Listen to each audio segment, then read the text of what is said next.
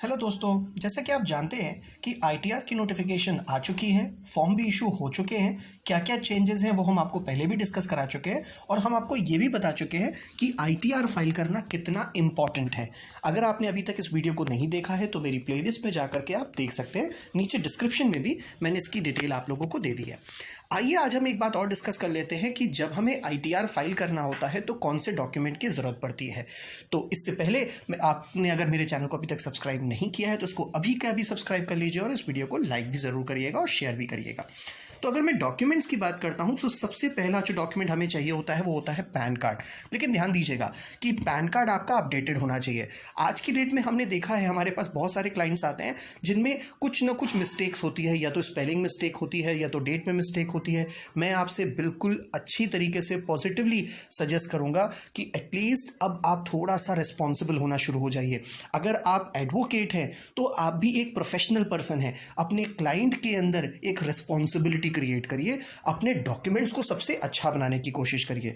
Means to से आपका pan card, आपके आधार कार्ड, आपके ड्राइविंग लाइसेंस, हर डॉक्यूमेंट की डिटेल एक दूसरे के साथ मैच होनी चाहिए। और अगर ये मैच नहीं होती है तो ये साल है आपके पास, आप इन सब चीज़ों को अपडेट कर लीजिए, क्योंकि आने वाला टाइम आपके लिए थोड़ा सा प्रॉब्लमेटिक हो जाएगा अगर आपने इन चीज़ों को नहीं सही किया। तो पैन कार्ड आपके पास होना बहुत ज़रूरी है। इसके अलावा ज़रूरत पड़ती है आधार कार्ड की। अगर आपने आधार कार्ड ऑलरेडी लिंक करवा रखा है तब उसकी कोई ज़रूरत नहीं पड़ेगी, पर अदरवाइज़ आपको आधार कार्ड की भी ज़रूरत होगी। इसके अलावा आपको ज़रूरत होती है बैंक डिटेल की। अगर आपके पास बैंक डिटेल हैं क्लाइंट के, यानी कि आपके खुद के, तो आपको मेनली दो चीज़ों की ज़रूरत होती है, एक अकाउंट नंबर की और एक IFSC कोड की। ऐसा करने से आपको बैंक अकाउंट की डिटेल हो जाती है। देखिए, बैंक की डिटेल में आपको इसका मतलब ये नहीं कि आपको कोई ट्रांजैक्शन दिखाने की ज़रूरत है।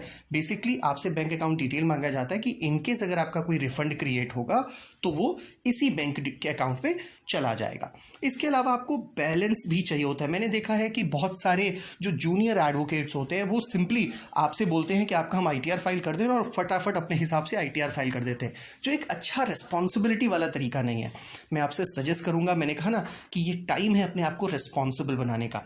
आपको देखना पड़ेगा कि जिस भी ईयर का, जिस भी फाइनेंशियल ईयर का आप कैलकुलेशन करने जा रहे हो, आईटीआर करने जा रहे हो, उसकी लास्ट डेट की बैलेंस शीट की डिटेल कितनी है, हमारे बैंक बैलेंसेस की डिटेल कितनी है, वो सारी चीज़ें आपको अच्छी तरीके से देखनी पड़ेगी। और इसके अलावा आपको ये भी पता होना चाहिए कि एक्चुअली कितना इंटरेस्ट आपने अर्न किया है।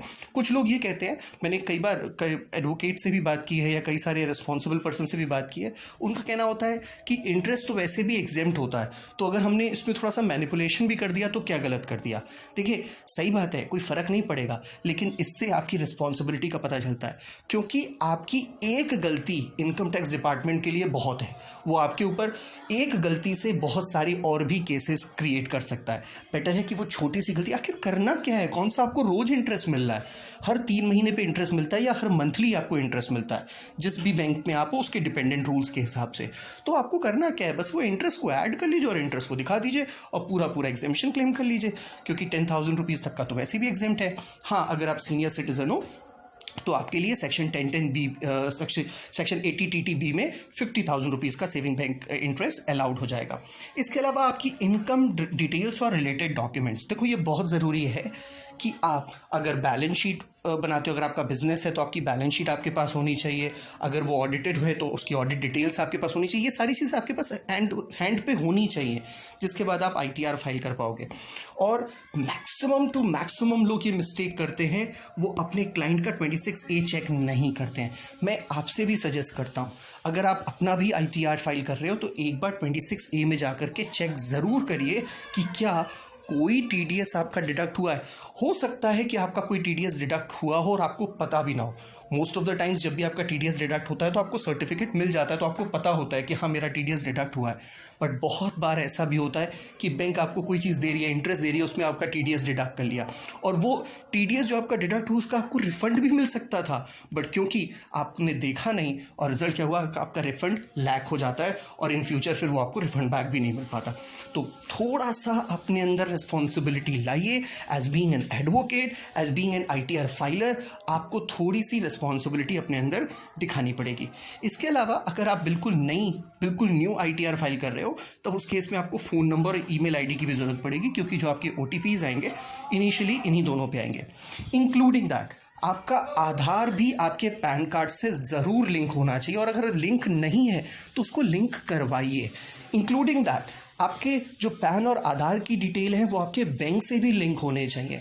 अगर नहीं है तो उसको कराइए। देखिए, हम अपनी हैबिट बना सकते हैं कि नहीं ठीक है अभी टाल देते हैं, बाद में देखा जाएगा, लेकिन याद रखिए वो बाद कभी नहीं आता।